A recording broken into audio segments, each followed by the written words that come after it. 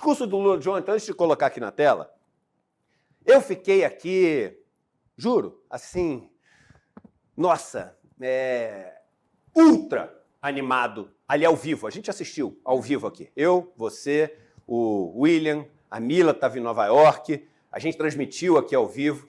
E eu fiquei super empolgado, porque se você fosse fazer ali um checklist da história, né? O Lula falou de tudo que a gente queria, quase tudo que a gente queria que ele falasse. Ele falou sobre a questão da desigualdade, falou sobre a questão ambiental, falou sobre a questão do Assange, ele falou sobre a questão da fome, ele falou sobre a questão das pessoas que já nascem sabendo que não tem um futuro pela frente, porque foram deserdadas pelo sistema. Ele falou dos conflitos, falou que é um absurdo a gente estar, no ano que a gente está, ainda tendo que resolver as coisas com guerra. Ele falou de tudo que a gente gostaria. Só que eu voltei para casa com esse sentimento assim, de empolgação, mas, ao mesmo tempo, algo dissonante na minha cabeça. Porque esse discurso é aquele discurso que a gente queria ver colocado na prática, que a gente queria ver as pessoas abraçarem. E eu voltei para casa e tinha alguma coisa que estava me incomodando. Alguma coisa que estava me incomodando. E aí depois eu entendi o que estava me incomodando. Vamos ver o discurso do Lula aqui. Vamos lá. Políticas ativas de inclusão nos planos cultural, educacional e digital são essenciais para a promoção dos valores democráticos e da defesa do Estado de Direito. É fundamental preservar a liberdade de imprensa. Um jornalista como Julian Assange não pode ser punido por informar a sociedade de maneira transparente e legítima. Nossa luta é contra a desinformação e os crimes cibernéticos. Aplicativos e plataformas não devem abolir as leis trabalhistas pelas quais tanto lutamos. Desejo, igualmente, expressar minhas condolências às vítimas do terremoto no Marrocos e das tempestades que atingiram a Líbia. A exemplo do que ocorreu recentemente no estado do Rio Grande do Sul, no meu país, essas tragédias ceifam vidas e causam perdas irreparáveis. Nossos pensamentos e orações estão com todas as vítimas e seus familiares. São as populações vulneráveis do sul global as mais afetadas pelas perdas de danos causados pela mudança do clima. Os 10% mais ricos da população mundial são responsáveis por quase a metade de todo o carbono lançado na atmosfera. Nós, países em desenvolvimento, não queremos repetir esse modelo. Não subestimamos as dificuldades para alcançar a paz. Mas nenhuma solução será duradoura se não for baseada no diálogo. Estabilidade e segurança não serão alcançadas onde há exclusão social e desigualdade. Isso aqui é igual quando tem jogo de futebol. Isso aqui é um pacotezinho de melhores momentos. Um pacotezinho de melhores momentos. E a gente, ao longo do programa, vai trazer outros melhores momentos. Então, ao longo do programa, a gente vai trazer vários momentos. Mas vocês viram aqui, durante esse vídeo, o que gerou a dissonância. O que me fez voltar para casa, assim, angustiado, incomodado. Mas como assim incomodado? O discurso foi perfeito. Para a minha visão de mundo. Provavelmente não foi perfeito para o Carlos Jordi. Provavelmente não foi perfeito para o Gustavo Gayer, sei lá. Provavelmente não foi perfeito para o Brunini. Provavelmente não foi perfeito, enfim, para pessoas que defendem ideais de extrema-direita. Mas para o que eu tenho de visão de mundo, um discurso na crava. Até porque é o discurso que... Não o discurso que eu, Eduardo, daria nota 10 para a minha visão de mundo, mas porque eu esperaria do Lula, nunca poderia esperar algo além disso. Mas, no meio do discurso, várias vezes apareceu quem? Arthur Lira. Arthur Lira que divide o poder executivo com Luiz Inácio Lula da Silva. Veja, está aqui. Arthur Lira, e essa talvez a coisa que mais me incomodou, aplaudiu o discurso de Lula. Aplaudiu o discurso de Lula. E bota o comecinho, que eu vou pedir para vocês pararem numa frase que o Lula diz. Bota o comecinho, vamos lá, dá um play. Dá um play nesse mesmo trecho que a gente colocou, e é no comecinho. Eu vou pedir no VT. Nos planos cultural, educacional e digital são essenciais para a promoção dos valores democráticos e da defesa do Estado de Direito. É fundamental preservar a liberdade de imprensa. É fundamental preservar a liberdade de imprensa. Lira junto com Lula. Lira aplaudindo Lula.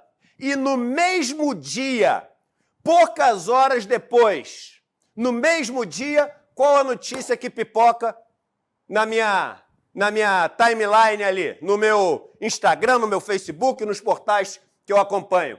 Justiça impõe censura à agência pública. Justiça impõe censura à reportagem da agência pública sobre Arthur Lira. Eu peguei mais um trecho de baixo, mandei para o nosso pessoal aqui, para dizer qual foi a decisão. Numa decisão monocrática, a pedido de Arthur Lira, a agência pública não vai mais poder falar. Vai ter que tirar do ar todas as reportagens que fez sobre Arthur Lira com as entrevistas com Juliane Lins e não pode mais tocar no assunto. Quem pediu isso foi Arthur Lira. Sabe qual é o nome disso? É censura. O nome disso é censura. A agência pública trouxe fatos novos.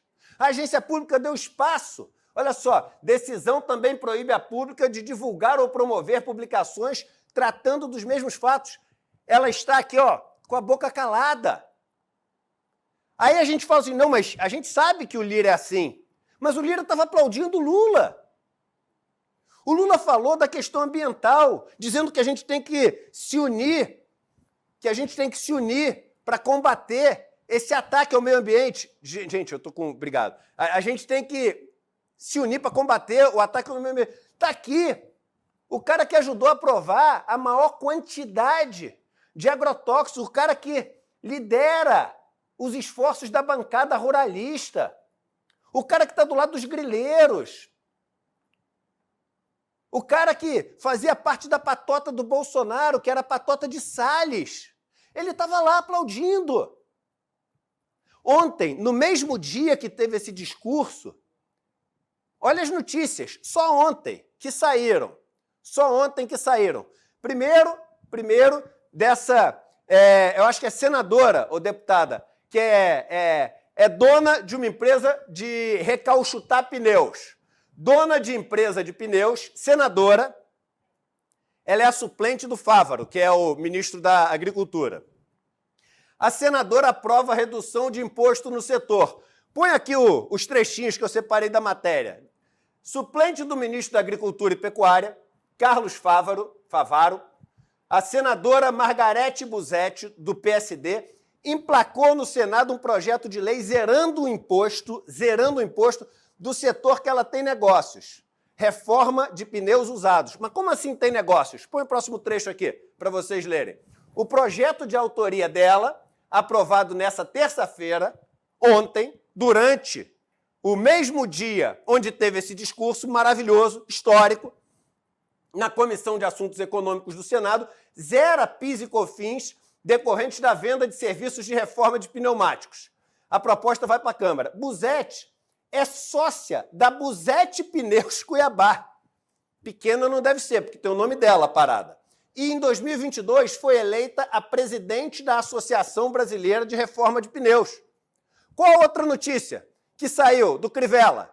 Deputado Crivella, Bispo Crivella. A outra, ontem que saiu a outra notícia. Vamos lá, vamos botar outra notícia aqui do Crivella que saiu.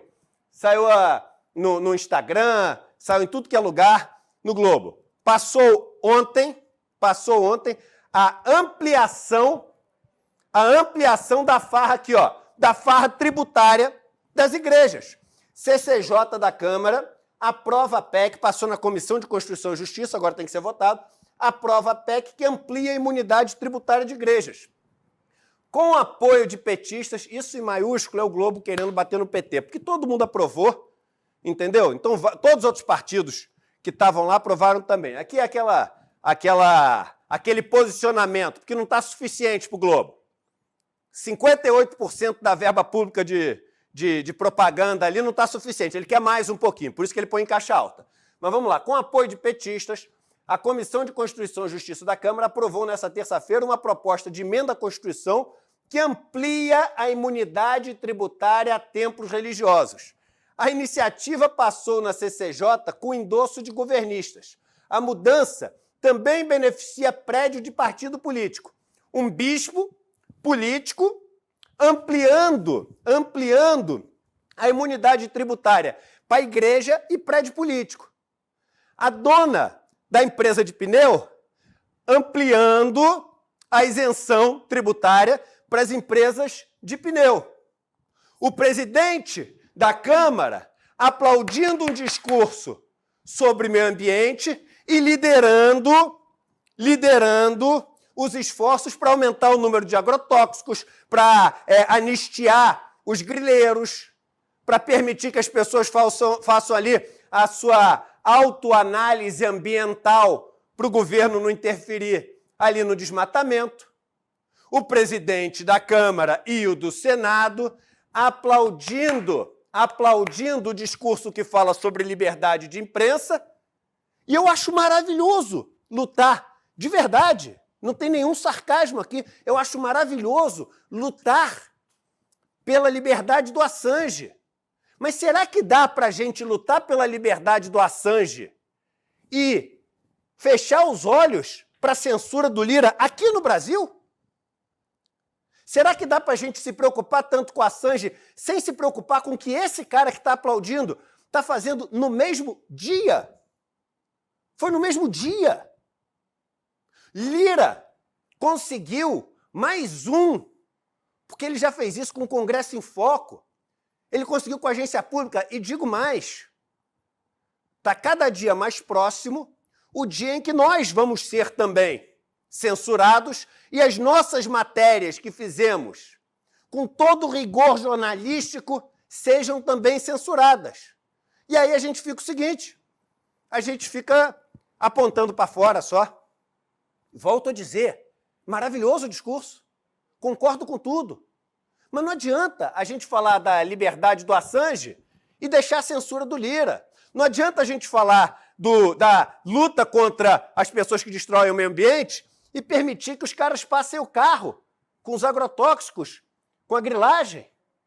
Não adianta a gente falar da grande desigualdade social e que os 10 que têm mais dinheiro no mundo têm a mesma quantidade que os 40% mais pobres, se os 3 homens mais ricos do Brasil deram um golpe de mais de 40 bilhões e não vai acontecer nada. Nada. Não tem nenhum esforço para acontecer nada com eles. Então eu fui dormir angustiado. Eu fui dormir angustiado e, mais uma vez, eu estou sendo repetitivo, convicto de que a única coisa que me faz levantar da cama hoje em dia é lutar para o modelo ser diferente. Porque esse modelo, onde esse cara não é legislativo só, esse cara é legislativo e executivo, esse modelo não vai nos levar a lugar algum. E mais, escreve o que eu estou falando. Eu já passei do meu horário 7 minutos, eu vou terminar agora.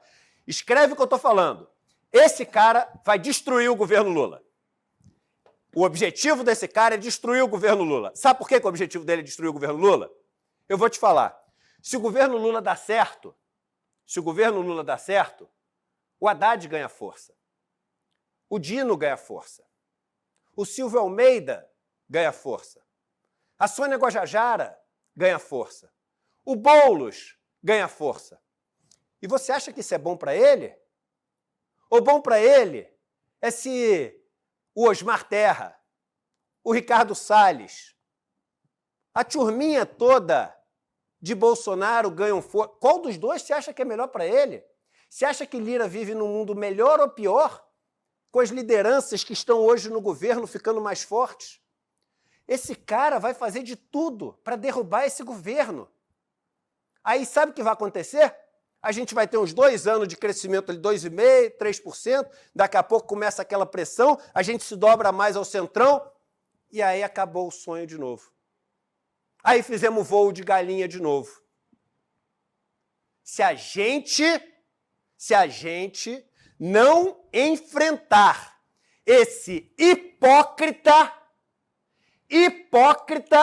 que bate palma para a liberdade de imprensa e censura canal de mídia no mesmo dia, se a gente não enfrentar esse hipócrita, vai ser mais um sonho de galinha. E eu discordo de uma coisa do Lula. O Lula começou o discurso falando, eu tive há 20 anos atrás aqui, resumindo, ele falou assim, tive há 20 anos atrás aqui, falei de fome, de pobreza, volto aqui e continuam 700 e poucas milhões de pessoas passando fome, etc.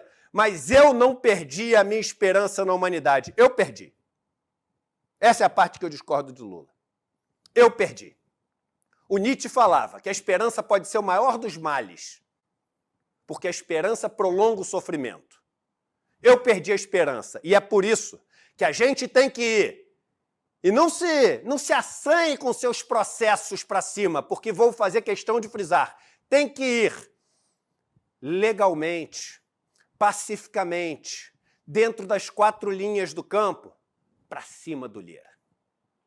Tem que ir dentro das 4 linhas, legalmente, pacificamente, derrubar o poder de Arthur Lira. Mas não é só o de Arthur Lira, porque senão outro entra no lugar de Arthur Lira, como Lira entrou no lugar de Eduardo Cunha. E para cima deste modelo. E para cima de Juscelino Filho.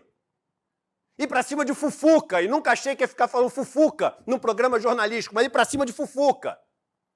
E para cima de Silvio Filho, para cima de Ciro Nogueira, e para cima dessa turma toda que não nos deixa que a esperança de um discurso tão perfeito como esse dure mais do que algumas horas. Ontem, para mim pelo menos, algumas horas foram suficientes para eu cair na real e voltar para toda a minha angústia. O responsável, esse hipócrita que está na tela.